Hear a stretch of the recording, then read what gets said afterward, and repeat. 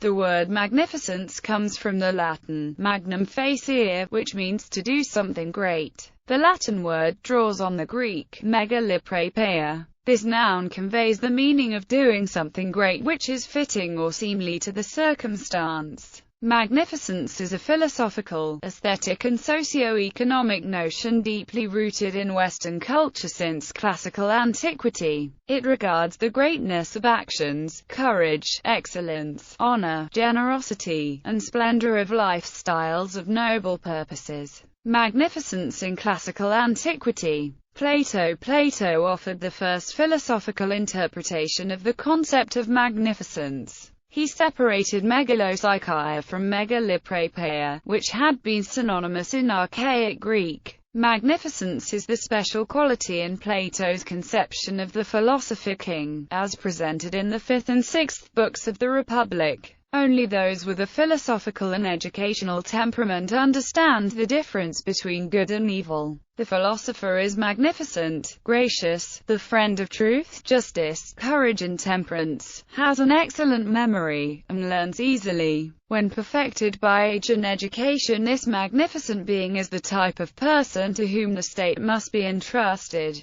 Herodotus and Xenophon. The historians Herodotus and Xenophon proposed a social and economic interpretation of magnificence. They used the term to describe the donation of private money and property to support public works or communal needs. In ancient Greek and Middle Eastern societies this was a widespread custom. Affluent citizens holding public positions were expected to use their own money for a wide range of activities which were deemed important by their communities. In the histories, Herodotus gives various examples of magnificence, such as that of Polycrates, the Scythians' magnificent festivity of the goddess Cybele, Amyntas's invitation to the Persians to feast and be entertained by him with great generosity and displays of friendship, Cleisthenes' sumptuous treatment of his daughter's suitors when seeking a good marriage for her. Xenophon, in his treatise O Economicus, introduces magnificence within the meaning of wealth and social obligations. In keeping with the phenomenon of evergetism, affluent citizens are called upon to offer many costly sacrifices, such as building all sorts of public works, such as fortifications, warboats,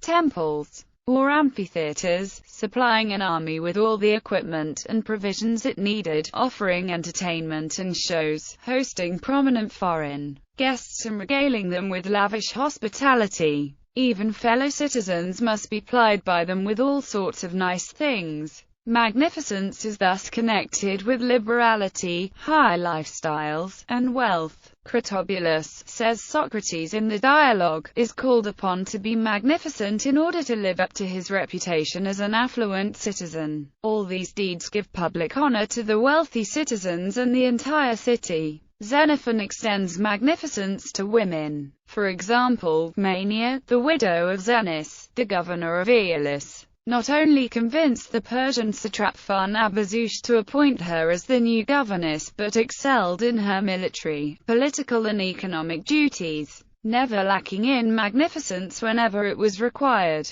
Aristotle in his Eudemian Ethics and Nicomachean Ethics, Aristotle offers a philosophical, ethical, and aesthetic interpretation of magnificence which exerted an extensive influence throughout the following centuries. In the 4th book of the Nicomachean Ethics, magnificence is described as the ethical virtue linked to money. It is a fitting expenditure involving largeness of scale. However, Aristotle insists that the type of expenditure must be appropriate to the circumstance. Hence, not every type of action requires the same degree of expense. Thus, Aristotle, like Plato, consolidates the separation of the virtues of magnificence and magnanimity. Drawing on Xenophon, however, he dignifies the economic aspect of a great expenditure by turning it into an ethical virtue. With Aristotle, magnificence also acquires an aesthetic dimension. It becomes an art in itself, requiring that one understands what type of expenditure is needed and does so tastefully. A magnificent man knows that the expenditure should be large, but appropriate to who is actually spending, the circumstance, and the object of the expense. The Aristotle scholar W.D. Ross suggested that in this conception magnificence turns out to be mainly a matter of aesthetic good taste.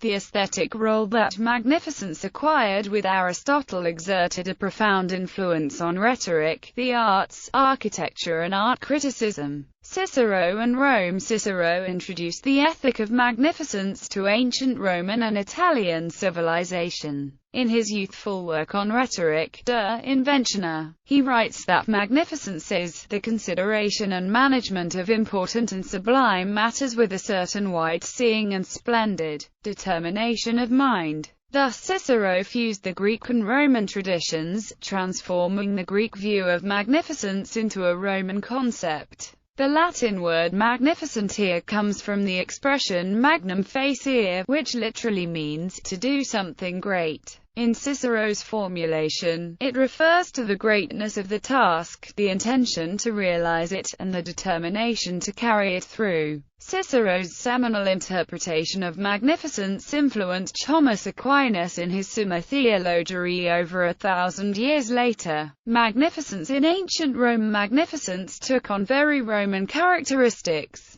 In ancient Rome, it is a public phenomenon connected to the institutions, political power and the Roman state. The magnificence of the buildings, roads, public buildings and festivals was under the control of the aedile. Furthermore, magnificence has nothing to do with luxury. Instead, it reflects a system of republican values and virtues embraced by the traditionalist Roman oligarchy. When Cicero claims that the Roman people loathe private luxury but they love public magnificence, he is making an explicit reference to a political system which was being undermined by a new generation of politicians. Whereas luxury represented the use of wealth to serve personal satisfaction, magnificence rested on traditional republican values based on respect for an appropriate relationship between private and public life. Rhetoric, Demetrius and art criticism. In classical rhetoric, magnificence is one of the models of the grand or elevated style. However, the most important work on magnificence in the classical world is on style, written by Demetrius of Phalerum, probably in the 1st century BC. Demetrius gives a technical description of the typical features of the elevated style. The historian Thucydides and the poet Sappho are presented as the leading exponents of this style. Demetrius's treatise did not gain the same success as Longinus's on the sublime. Although magnificence and the sublime both belong to the grand style, there are significant differences between them. Magnificence insists more on formal correctness and stylistic solemnity, whereas the sublime inspires awe, veneration, loss of rationality, ecstasy and pathos.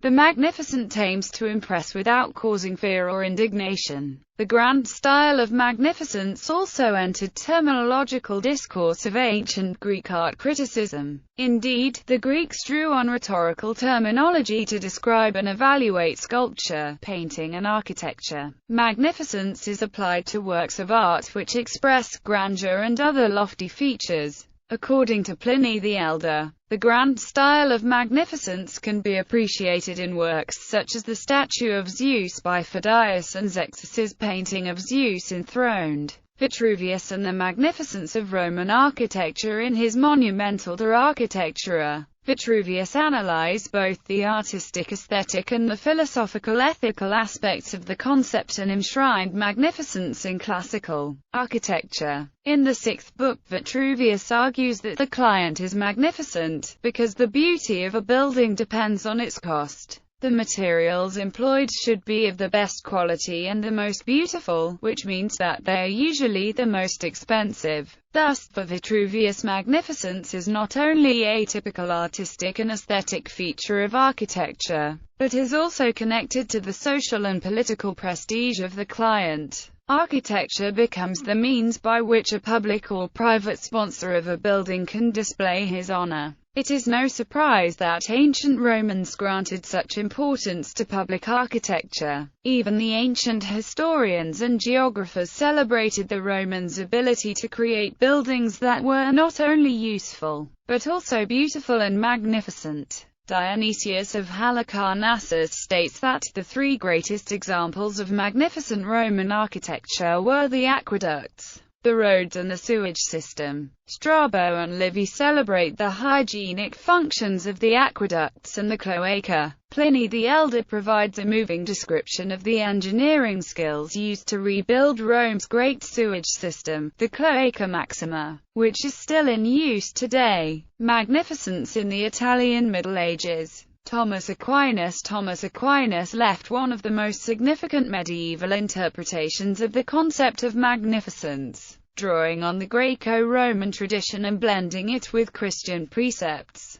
He brings together the pagan idea of human magnificence with the Jewish Christian mentality, according to which mankind should always be reverent towards God. In the Summa Theologiae, magnificence is a virtue that belongs to God, which can also be shared by men. Aquinas adopts Cicero's definition of magnificence, highlighting how it consists in doing great things. Magnificence belongs to the virtue of fortitude, or courage, because it regards the undertaking of great things and actions, and persevering even when circumstances can make their realization arduous. Dante Alighieri, drawing on Aquinas, regards magnificence as a divine virtue connected to God's grandeur and perfection. Then, following the traditions of Aristotle and Aquinas, Dante classifies magnificence as the fourth virtue, which regulates great expenditures, in administering them and setting limits to their size.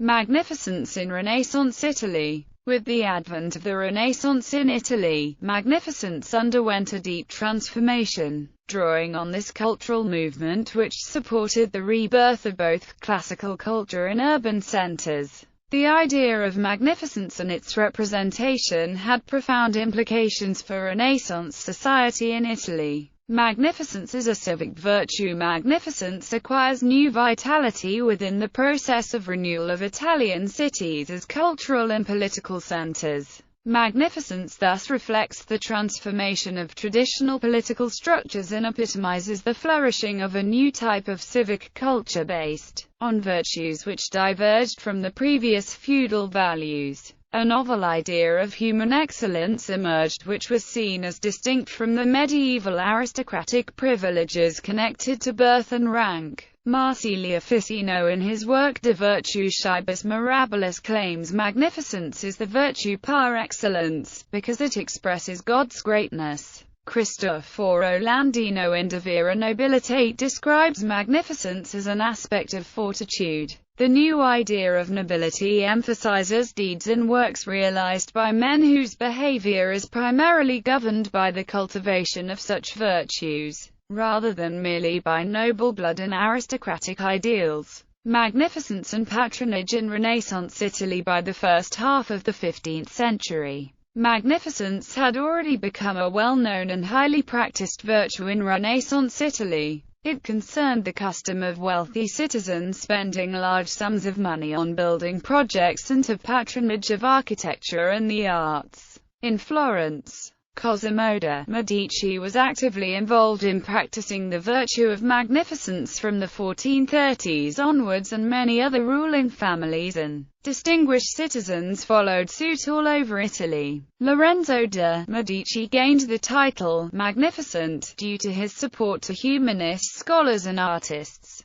establishing one of the most sophisticated courts in Italy. Magnificence regains its ancient splendor also as an aspect of works of architecture and art. The rediscovery of ancient rhetoric and the preeminence given to Vitruvius throughout the Renaissance influenced not only patrons' tastes, but also those of the architects and artists who were commissioned to create magnificent masterpieces that would give fame to both themselves and the entire town. In the De Reedificatoria, Leon Battista Alberti draws on both the philosophical and aesthetic concepts of magnificence. Many Italian Renaissance architects and artists applied magnificence both in their artworks and in their writings. Antonio Avellino, known as Filarete, Giorgio Vasari and Andrea Palladio extolled the philosophical and aesthetic aspects of magnificence. Magnificence, however, is not only a practice engaged in by distinguished citizens, princes, popes, architects and artists,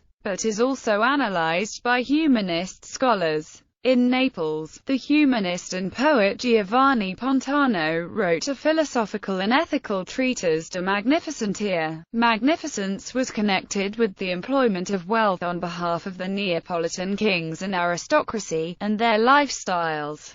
Pontano's De Magnificentia and his other philosophical treatises on the use of wealth and the role of the prince probably anticipated the courtier's ethic and the doctrine of how to behave appropriately, which would find the most mature expression in 16th-century Italian literature thanks to Baldassare Castiglione's Book of the Courtier and Giovanni della Cassa's Il Galateo. Magnificence in the 18th century. Giovanni Battista Piranesi. During the 18th century, Italy had become one of the main destinations of the Grand Tour visitors, who came from northern Europe to study and admire Italian art and architecture, and also to absorb classical culture. With Giovanni Battista Piranesi, Magnificence received one of its final interpretations in the Italian cultural context. Universally known as the Etcher of the Prisons and the Views of Roman Monuments, Piranesi was an eclectic personality, who pursued a wide range of interests. Giovanni Battista Piranesi had a prominent role within the Greco-Roman debate. In this controversy, Piranesi supported the superiority of the architects and designers of the Roman Empire and demonstrated the indigenous roots of Roman culture, arguing that the Romans had been influenced more by the Etruscans than the Greeks. In his polemical treatise Della Magnificenza ed Architettura de Romani, Piranesi draws on the entire heritage of the philosophical, ethical, economic and artistic aspects of the notion. He controversially conceives magnificence as a virtue which was shared by the entire ancient Roman population. Furthermore, he argues that the Romans used the most advanced technical and hydraulic skills, and the finest materials available. They excelled in public buildings and proved they were better at them than the Greeks.